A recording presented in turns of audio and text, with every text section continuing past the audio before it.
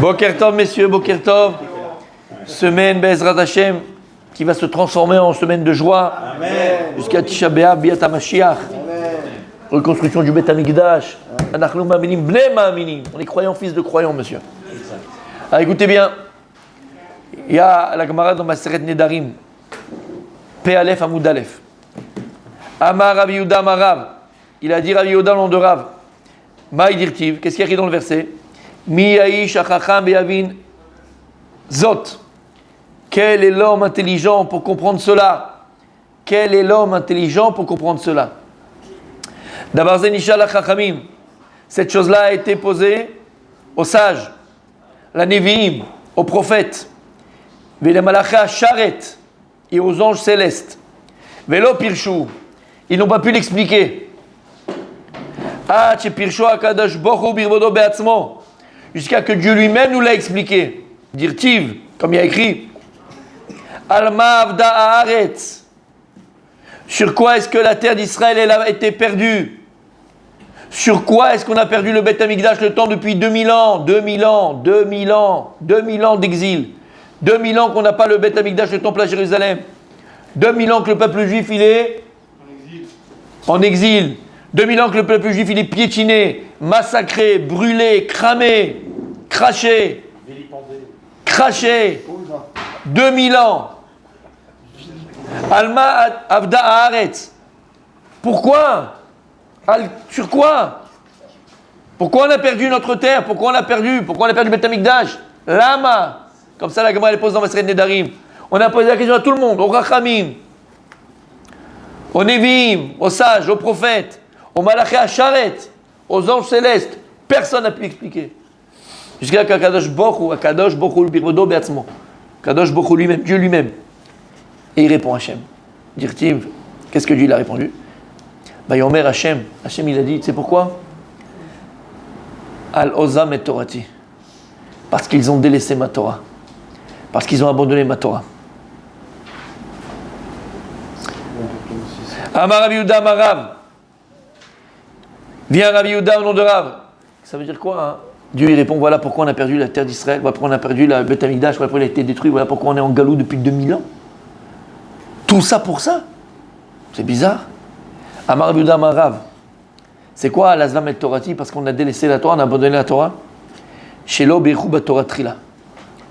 Parce qu'à cette époque, avant d'étudier, ils ne faisaient pas les birkat à Torah, ils ne faisaient pas les bénédictions de la Torah.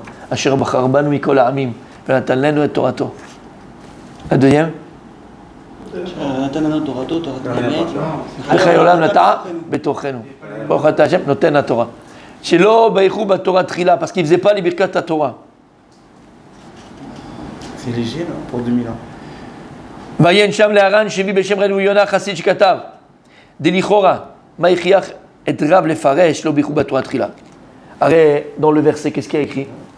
Lorsque Dieu répond pourquoi est-ce qu'on a perdu le Beth Amikdash, le temple, pourquoi Jérusalem a été détruite, pourquoi on a 2000 ans d'exil, qu'est-ce que répond Dieu? Yomer Hachem al Azvam et Torati, parce qu'ils ont abandonné ma Torah. C'est pas parce qu'on n'a pas fait la bracha. Et ça c'est qui? C'est Rabbi Yehuda au nom de Rav qui répond. C'est Rav qui répond ça. Rav qui explique ça. Que quand Dieu il vient dire parce qu'on a abandonné la Torah, en fait c'est quoi le pshat, c'est quoi l'explication? C'est qu'on a on étudiait la Torah. Ça la folie.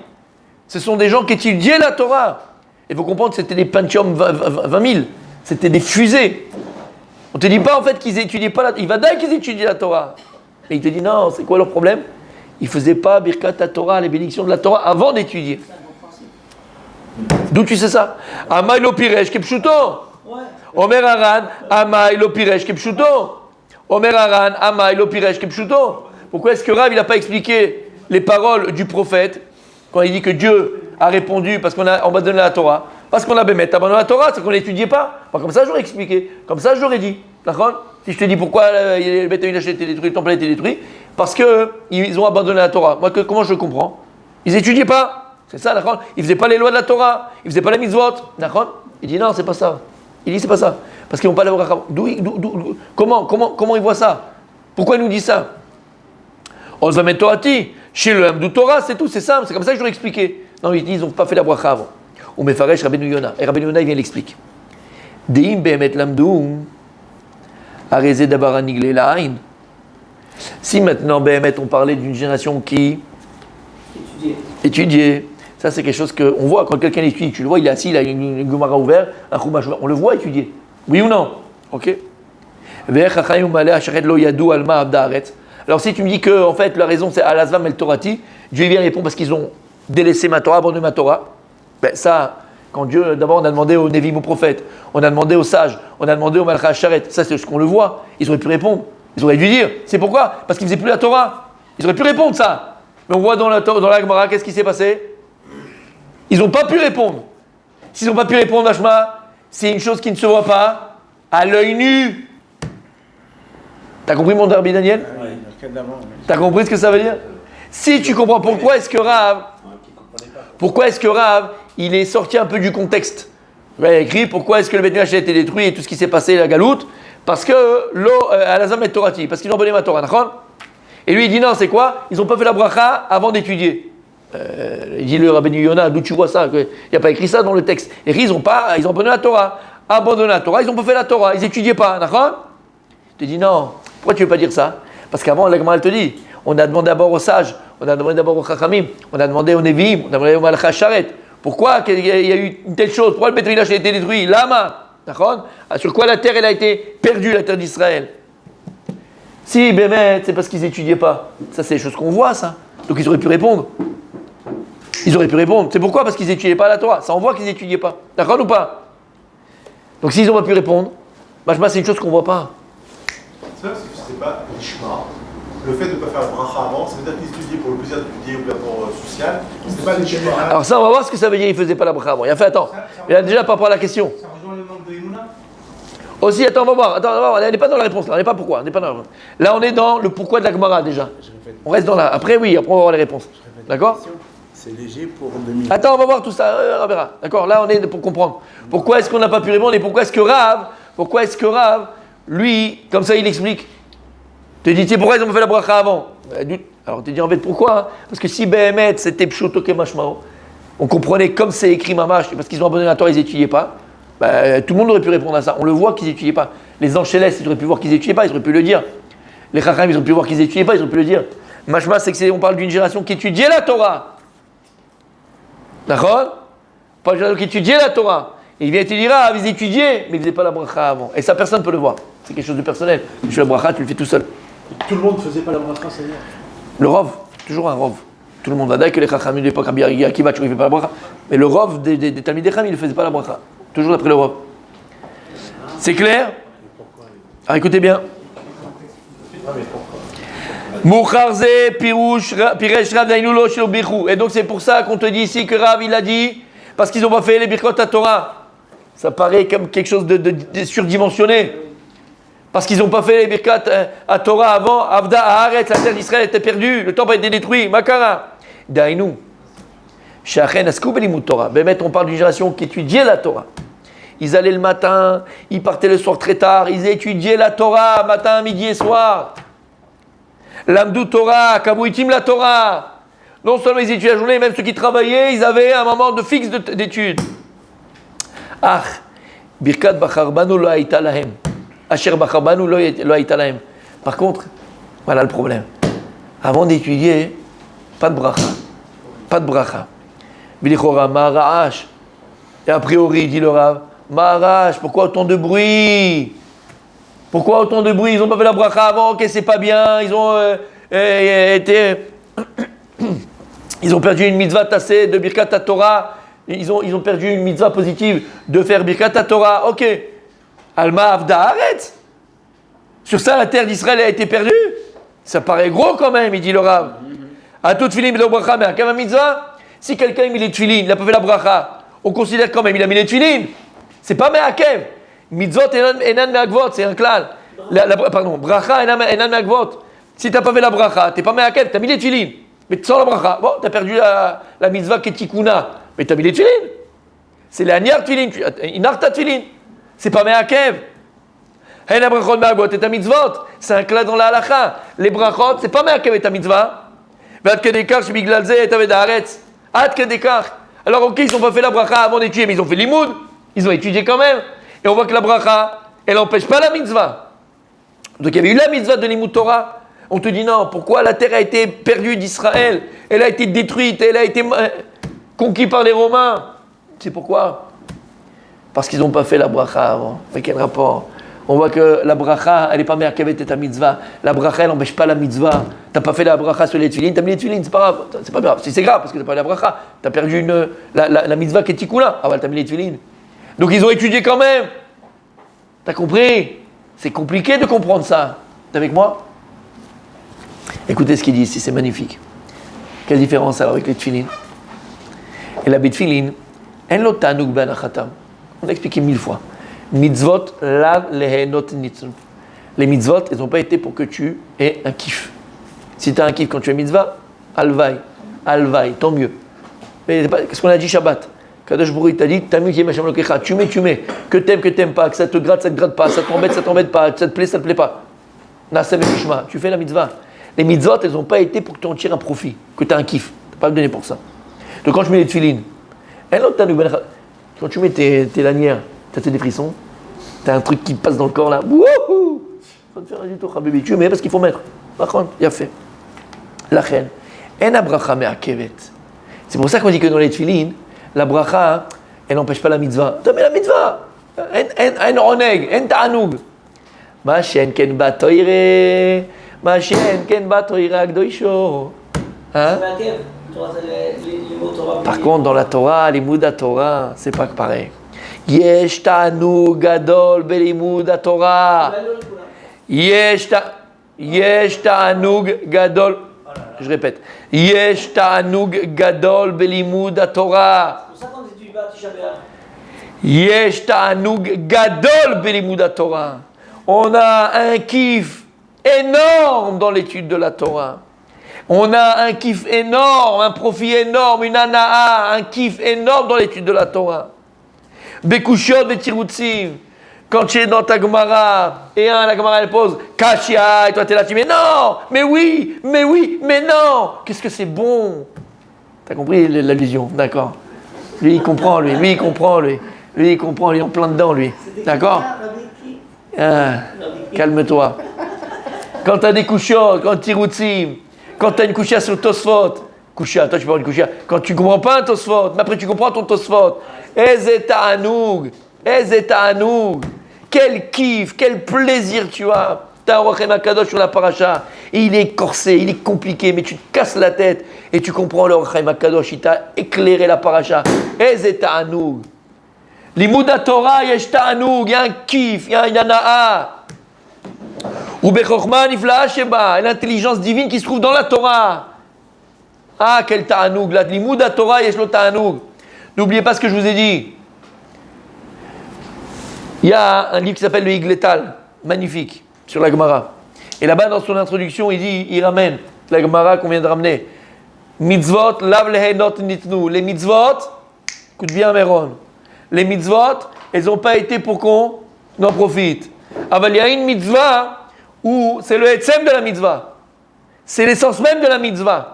C'est quoi? C'est le oneg, c'est la hana'a, le kiff que tu as. C'est quoi? Il dit Limud Torah, Chayab. Limud Torah, à l'inverse de toutes les mitzvot, chacun de nous, il a une mitzvah d'étudier la Torah. Chaque juif, il a une mitzvah d'étudier la Torah. Alors c'est comme les autres mitzvot, comme les autres ordonnances de la Torah. Lave-les, not ni tout. C'est pas que tu tires un profit. Non. Toutes les mitzvot de la Torah, tu ne dois pas en tirer profit. Tu n'as pas besoin d'en tirer profit. Elles n'ont pas été données pour ça. Mais pendant toutes ces mitzvot, il y a une mitzvah. Une mitzvah. Où c'est le etzem de la mitzvah. C'est l'essence de la mitzvah. C'est quoi? Limud Torah, il dit le Higletal.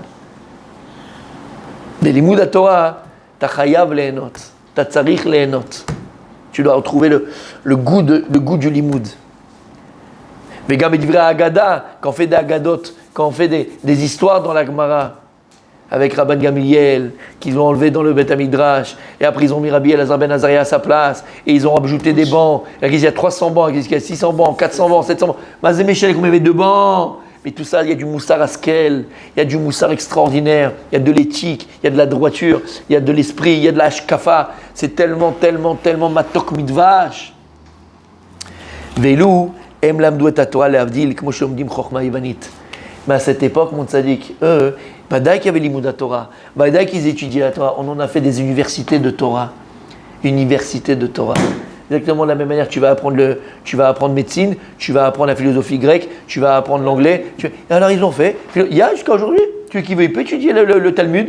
Les curés, ils étudient le Talmud, les Coréens, ils étudient le Talmud, les machins, il y a plusieurs qui étudient le Talmud, parce que c'est une gymnastique de l'esprit, il y a beaucoup d'intelligence dedans, il y a beaucoup de choses intéressantes dedans.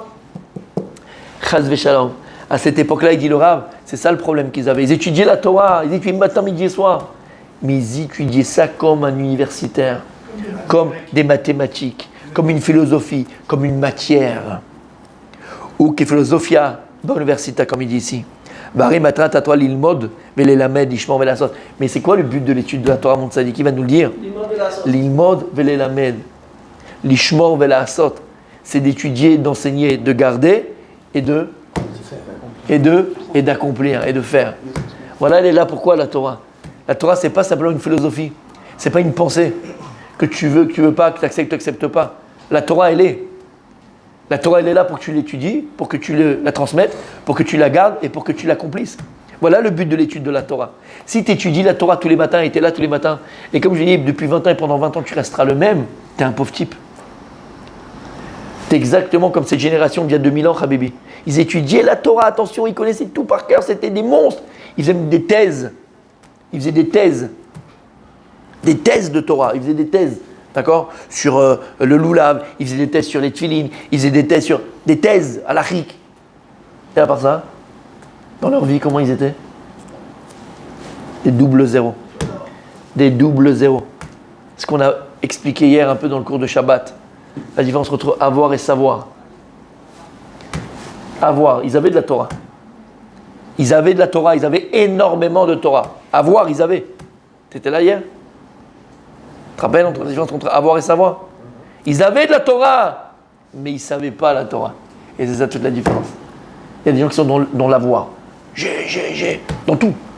Avoir. Avoir de belles voitures, avoir beaucoup d'argent, avoir des machins. Ça ne sert à rien d'avoir beaucoup de voitures, avoir beaucoup de maisons, avoir beaucoup de femmes, avoir beaucoup. Il faut savoir. Il faut savoir. Il faut savoir sa maison. Il faut savoir sa maison. Tu te rappelles ce qu'on a dit? Il faut savoir sa maison. Avoir, c'est soit vivre dans le passé, soit vivre dans le futur, mais jamais dans le présent. Savoir, c'est vivre dans le présent. Quand je sais, je m'identifie, je me lie à ce que j'ai, au moment présent, donc je le vis. Alors ils avaient beaucoup de Torah, mais ils n'avaient pas le savoir de la Torah. Le savoir de la Torah, c'est vivre en fonction de ce que je connais. Ils ne vivaient pas leur Torah. Et tout ça pourquoi? Alors il termine le Rav avant de dire Amatara les kaem et kol divrei Torah azot vezelo haya lahem bizman chorban habayit. Au moment de la destruction du temple, ils n'avaient pas ça. Ils avaient de la Torah, mais ils ne savaient pas la Torah, ils ne la vivaient pas. Vous begeder limud Torah shelo lishma shlehamdu leshem askala veyeda. Kol hakavod. En fait, tout simplement, c'était shelo lishma, mais shelo lishma, comme on l'expliquait hier, qui n'amènera jamais au lishma. Jamais. C'est juste simplement pour avoir une connaissance. De la même manière tu peux être cultivé dans la culture japonaise, et tu es un tueur, d'accord, au niveau chinois, japonais, tu connais tout, bah, ils avaient une culture juive, voilà, c'est toute la culture.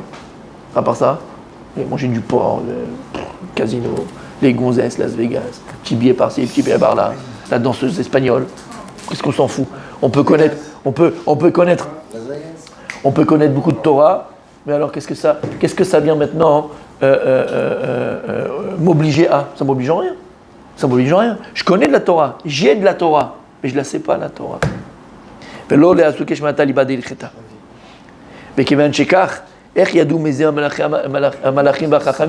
Donc c'est pour ça. Comment, quand on a posé aux questions aux malachim, aux anges, aux chachamim, comment tu veux qu'ils sachent ça? Parce qu'ils voyaient des gens qui étudiaient. Ils voyaient des gens qui étudiaient matin, midi et soir, et qui parlaient de Torah. C'était très intéressant pour eux. Ça, c'est les choses qui sont à l'intérieur de l'homme. Il n'y a que Dieu qui sait béhémettre la personne, ce qu'elle est vraiment. Dieu, les bochen, kelayot valev. Hachem, il voit le rein et le cœur de l'homme. Les reins, yoatzot. Les reins, on dit que c'est eux qui, yoatzot, ceux qui conseillent l'homme. Et le lèvre, c'est lui qui agit. Hachem, il voit l'intériorité de la personne. Il voit ce qu'il est à l'intérieur. Ça, même Malachi Asheret, il ne peut pas savoir. Il voyait des gens qui étudiaient. Alma avda haaretz. Vous vous rendez compte ce que ça veut dire? Alma avda haaretz. Sur quoi la terre d'Israël a été perdue? Sur quoi le Beth Amikdash il a été perdu? C'est quoi le Beth Amikdash? Le Beth Amikdash, c'était l'endroit où reposait la Shekhinah. C'est quoi la Shekhinah? Alors on parle toujours de la Shekhinah, la Shekhinah, la Shekhinah. C'est quoi la Shekhinah? On a dit 1000 fois, de manière très très très simpliste, mais c'est très vrai, d'accord? On a à la base de la création du monde, au départ, la première chose qu'on connaît et qu'on peut savoir et qu'on peut réfléchir, nous, pas, mais les Chachamim, on va dire, c'est d'abord Dieu. Dieu, il a créé le monde. Mais c'est quoi Dieu? C'est quoi Dieu? C'est quoi Dieu? Akadosh Baruch Hu, il est Aya Oveveye. Il était, il est et il sera. Donc il est infini. Comment moi, un être fini, puisqu'un être de matière, et la matière c'est le temps, et le temps il a un début, il a une fin. Comment moi, en étant un être de matière, donc fini, je peux arriver à appréhender l'infini? C'est impossible. Comprendre l'infini, c'est impossible. Je suis tellement limité qu'il est impossible de comprendre les limités. Tu peux comprendre les limités, tu peux on ne peut pas avoir un aperçu des limités, puisqu'on est limité. Oui, puisqu'on est géré par le temps. Le temps, il a un début, il a une fin. Alors en fait, Kadosh Baruch Hu, qu'est-ce qu'il a fait? Kadosh Baruch Hu, il va se dévoiler à nous, et on dit que c'est la Hanava de Dieu. La Hanava de Dieu, la Hanava, l'humilité et la modestie de Dieu, c'est Kaviachol, je sais pas si se mettre à notre niveau à nous. Se mettre à notre niveau à nous. Et notre niveau à nous, il est un niveau humain. Alors, chas v'shalom de penser que Dieu va se mettre à un niveau humain, puisque Dieu n'est pas humain. Une religion a voulu créer un Dieu humain, c'est le christianisme. Et même s'ils viennent, ils te disent non, machin, on est monothéiste, c'est pas une religion monothéiste, puisqu'il appelle le Fils de Dieu, et il considère le petit acrobate comme Dieu sur terre. La présence de Dieu sur terre, c'est lui, il l'appelle Dieu. D'accord? Puisque c'est le Fils de Dieu, donc c'est Dieu qui l'appelle. Donc encore une fois, ils ont rendu Dieu humain. C'est pas possible. D'accord? C'est pas possible. Et ça, on n'est plus dans le monothéisme. On est dans l'idolâtrie. On est pas mal dans l'idolâtrie. Ok? C'est clair jusque-là? Ok. Donc, puisque Akadosh Baruch Hu, il est infini, et nous sommes un être fini et limité, on ne peut pas appréhender le fini. Alors comment Dieu, maintenant, va se dévoiler à l'humanité? Puisque Dieu, il est infini, il n'est pas humain. Alors qu'est-ce qu'il fait Akadosh Baruch Hu? Et c'est toute sa modestie, disent les Chachamim. C'est toute l'humilité de Dieu. Akadosh Baruch Hu, Kaviachol, c'est une image, on peut prendre ça au premier degré. Kaviachol, Hachem va se mettre à notre niveau. C'est quoi sur notre niveau? C'est pas Dieu lui-même qui se met à notre niveau, parce que Dieu, encore une fois, il est infini. Mais il va utiliser des moyens de se dévoiler à nous en fonction de ce que nous sommes, nous, capables, en tant qu'être humain, de le percevoir. D'accord? Et d'abord, comment on peut percevoir Dieu? C'est que le Zohar, à Kadosh, il dit dans sa Agdama, dans son introduction, le Ben Ishraï, il explique, il dit, on voit dans le Zohar Kadosh, très souvent, on parle des pommettes du visage de Dieu, que Dieu il a un visage, des pommettes, des yeux, des machins, des trucs. Bon, attends, Zaken avec une barbe, bon, attends, c'est quoi? Il dit attention, chas v'shalom. Dieu il n'a pas de visage, Dieu il n'a pas de pommettes, Dieu il n'a pas des yeux. Yado achazaka, on dit dans Zachir Moshe, Nachon, Yad achazaka avec une main étendue, avec une main forte. Chas v'shalom, Dieu il n'a pas de doigts, il n'a pas de main, il n'a pas. Chas v'shalom. Et là-bas, on va utiliser des notions humaines. Nous on comprend c'est quoi un visage. On comprend aussi à quoi il sert. On va comprendre c'est quoi une main, on comprend c'est quoi des doigts, on comprend c'est quoi des pommettes. On comprend toutes ces choses-là. Et en fait, ce sont des notions qui sont humaines, mais juste pour qu'on puisse comprendre un tout petit peu, mais un aperçu humain, entre guillemets, de ce qu'est Dieu. Au niveau humain, pas au niveau Dieu, parce que Dieu, il est tout en même temps. C'est clair? Ok. Donc, lorsque Dieu crée le monde, la première chose qu'on sait, c'est Yud Ke Vav Ke, son nom. C'est-à-dire que quand il dévoile ce qu'il est, il est son nom. Yud Ke Vav Ke. C'est clair, on avait parlé de ça. Et ensuite, Akadosh Baruch Hu, à travers tous les mondes que Dieu va créer, il va dévoiler son Yud Ke Vav Ke de manière différente. C'est-à-dire qu'on a les sphirotes, comme on l'a dit, les 10 sphères, jusqu'à notre monde à nous, là, le monde dans lequel on est. Et la dernière, en fait, on parle d'émanation. Les plus grandes émanations de l'infini, c'est Yud Ke Vav Ke, laquelle on n'a aucune idée de ce que c'est, on ne peut pas imaginer. Mais la dernière émanation de Yud Ke Vav Ke, la même émanation de Dieu, Ba'olam Hazeh, au niveau spirituel, c'est ce qu'on appelle la Shekhinah. La Shekhinah, c'est la dernière, entre guillemets, émanation spirituelle de Dieu, Ba'olam Hazeh. Dans les autres mondes, d'accord, la Shekhinah, elle prend une autre forme. Dès que maintenant, il est dans ce monde-là de la matière, entre guillemets, on parle de Shekhinah. C'est la dernière émanation de Dieu au niveau spirituel dans ce monde. Voilà, c'est ça la Shekhinah. C'est l'émanation de Dieu. C'est pas Dieu lui-même, c'est l'émanation. C'est comme si maintenant, moi, j'ai une ampoule, d'accord, j'ai une lumière. Alors, j'ai l'ampoule, ok. Mais si maintenant l'ampoule est très forte, à tel point qu'elle peut rendre aveugle, je vais pas m'amuser à te la mettre en face des yeux, d'accord. Donc, mais moi, cette ampoule, elle a des bienfaits. Cette ampoule, on va dire, c'est quelque chose de merveilleux, de magnifique. Il n'y a pas de mots pour décrire le plaisir, d'accord, qu'on pourrait avoir de cette lumière-là. Ok? Mais d'un autre côté, tu n'es pas adapté à cette lumière. Tu en mourrais, même si elle est le bien absolu. Alors, qu'est-ce qu'on va faire? On va filtrer cette lumière-là. Je vais la filtrer. Je vais mettre plusieurs filtres. Et en fonction de ta capacité à recevoir cette lumière, les rayons de cette lumière-là, ok? Eh ben, je vais te mettre les filtres qui sont adéquats. Eh ben, la Shekhinah, c'est le dernier filtre qui nous permet à nous, d'accord, de capter, de profiter de cette lumière de Dieu. Ça s'appelle la Shekhinah. Quand on dit que quelqu'un étudie la Torah, Shekhinah elle est là. Deux qui parlent de Torah, Shekhinah elle est là. Quand il y a un homme et une femme, un couple, il y a Shalom Bayit, la Shekhinah elle est là. Quand ils s'accouplent, Belchem Shamaim, et comme il faut, il y a la Shekhinah elle est là. Et ainsi de suite. C'est quoi la Shekhinah? Cette dernière émanation de Dieu à laquelle tu peux avoir accès et tu peux ressentir. Au-dessus, on en mourrait, tellement que c'est trop puissant. D'accord? Tu comprends? C'est comme un peu n'importe quoi, je fais une esthétique, mais plein d'autres exemples comme tu peux donner. D'accord? Tu prends du chocolat, n'importe quoi, quelque chose de bon. S'il est à l'état brut, ça peut être super bon, mais ça va te tuer le ventre. Alors qu'est-ce qu'on va on va le diluer jusqu'à que on va calculer pour que le raffiner, jusqu'à qu'on va calculer que tu puisses en profiter pleinement. Et ben c'est pareil. C'est tellement énorme, Yud Kivav, c'est tellement infini à Kadosh Baruch Hu, c'est infini. Que nous on peut pas, on est humain. Alors on va entre guillemets diluer cette lumière de Dieu. Mamache à la pipette, pour que Hachem il calcule, pour que nous puissions profiter au moins en tant qu'être humain de sa lumière. Mais c'est rien par rapport à ce qu'elle est. C'est rien, mais c'est ce que nous on est capable, au moins dans ce monde-là, de profiter. C'est clair, je termine. C'est clair? Il y aura d'autres questions. D'accord, mais c'est clair là pour l'instant? C'est la dernière émanation de Dieu. Ok. C'est clair? Alors sur ça on termine parce qu'on a la Gemara. Attends, je termine. Sur ça on dit, c'est ça qu'on dit. Alma Avda Haaretz, messieurs, sur quoi? C'est sur ça qu'on doit retenir aujourd'hui. Sur quoi la terre d'Israël, sur quoi le temple a été détruit, sur quoi on a été sorti en galoute? Sur le fait qu'ils n'ont pas fait la bracha avant. Alors on dit quel rapport? En fait, l'imoud Torah, l'étude de la Torah, elle n'est pas là simplement pour avoir une connaissance. C'est pas avoir des connaissances et emmagasiner des connaissances. L'étude que tu fais tous les jours, la halakha que tu étudies, le Rochem HaKadosh, le Kliyakar que tu étudies, la Gemara que tu étudies, tout ce qu'on étudie, c'est l'ilmod, les lamed, l'ishma, et la santé. Attention, tu dois avoir un ta'anoug. Et de la même manière, la Gemara dans Masechet Brachot, elle apprend, elle dit, d'où est-ce qu'on sait qu'il fait Birkat Torah? D'où est-ce qu'on sait qu'on doit faire Birkat Torah avant d'étudier la Torah? La Gemara dit, oui c'est vrai, d'où on apprend? Et la Gemara elle dit, Kal Vachomer, si déjà avant de manger, que de nourrir ton corps, tu fais une bracha avant et tu fais une bracha après, bon la Gemara après, tu vas après, Kol Sheken, Kal Vachomer, à plus forte raison, lorsque tu vas nourrir ton âme, que tu dois d'abord faire une bracha avant, une bracha après. Mais c'est quoi? Comment ça? Non. La Torah. Fais une bracha. C'est sûr qu'il y a après. Non, mais après, on a fini le cours. Il y a une bracha après. La Gemara dans Brachot. Oui.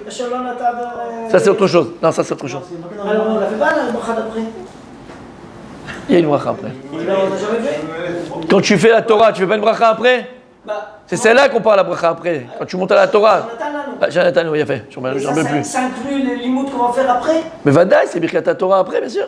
C'est ça, Birkat après. Jonathan, quand tu montes à la Torah, comment tu fais? Bracha avant? Bracha avant Nathan. Il a fait, ça c'est bracha après. Je cherchais la bracha. D'accord? Il a fait. Mais la Gemara, qu'est-ce qu'elle a appris? Elle a appris les Birkat Torah de Birkat Aneni. Meforash, Lama. Il a fait. Mais pourquoi on a appris ça, le Birkat Anenim, des brachot, de là, du coup, tu as un profit quand tu manges. Tu as un kiff, tu as une anaa. D'où on apprend les Birkat Torah, des Birkat Anenim. Et bien, avant de manger une pomme, tu fais Boré Préa Etz, Boré Préa Dama, Shakon Yabit Varo. De là, je vais apprendre qu'avant d'étudier la Torah, tu ferais une bracha. Lama. De la même manière que quand tu manges, tu as une anaa. Quand tu étudies, tu dois avoir une anaa. Et le problème qu'ils avaient, c'est qu'il n'y avait pas d'anaa dans le Limoud à Torah. Alors, ils ne faisaient pas Birkat avant, ils faisaient Birkat après. Mais vous voulez pas faire bracha? Birkat Anéné. C'est pas qu'ils ne faisaient pas, Kol HaKavod. Ça, c'est du Rabbi Daniel. C'est pas qu'ils ne faisaient pas faire Birkat les Batala. C'est qu'ils ne recherchaient pas c'est qu'ils ne recherchaient pas la hana, ça ne les intéressait pas la hana. C'est bizarre, c'est Quand je viens de te dire, comme des mathématiques, comme des... Après, on va voir tout ça. Juste termine ça par aujourd'hui. D'accord? C'est une très bonne question. Mais tu as compris c'était quoi le problème? Et maintenant, le moussard pour nous, mes amis, le moussard pour nous. Le moussard. Qu'est-ce qu'on doit apprendre de là, mes amis? Qu'est-ce qu'on doit apprendre de là? Attention à nous. C'est à nous de réparer. C'est-à-dire que quand maintenant nous on étudie, attention mon Rabbi, tu vas chercher la hana'a du ton limoud à Torah. Ce qui va faire que tu reviens demain matin, c'est parce que tu as une hana, parce que tu as kiffé ton limoud, tu as kiffé ton étude. Si tu n'as pas de kiff dans l'étude, si tu ne trouves pas de kiff dans l'étude, comment tu veux dire tous les matins? C'est vrai que tu dois le faire quand même, mais c'est pas ça l'essentiel. La mitzvah où tu dois trouver une hana'a, c'est la mitzvah de ta Torah. La Torah, il dit le Gaon de Vina, il y a la ta'am. Elle a un goût la Torah. Ta'am, c'est quoi? C'est tov. Arev ou matok, il dit le Gaon de Vina. La Torah, elle est tov. Qu'il est kartor. La Torah, elle est areva, elle est agréable. Varevna, Hashem, tous les matins, dans Birkat HaShachar, on dit à Kadosh Baruch Hu, rends agréable la Torah dans les bouches de mes enfants et de toutes les générations, qu'elle soit agréable. Et elle est matok mitvash. La Torah, elle est aussi douce que le miel. C'est notre travail, mes amis. Tu ne veux pas venir le matin et étudier si tu n'as pas cette hana'a. Et la preuve, tu vas faire Birkat Torah d'abord. Et quand tu fais Birkat Torah, pense tous les matins, à partir d'aujourd'hui, quand tu montes à la Torah, quand tu montes à la Torah ici, lundi et jeudi et le Shabbat, tu penses quoi? Birkat Ne'enim. On a appris cette bracha de Birkat Ne'enim, Kol Sheken, Kal Vachomer, Yishtecha Hana'a, Alma Avda Haaretz, continue demain.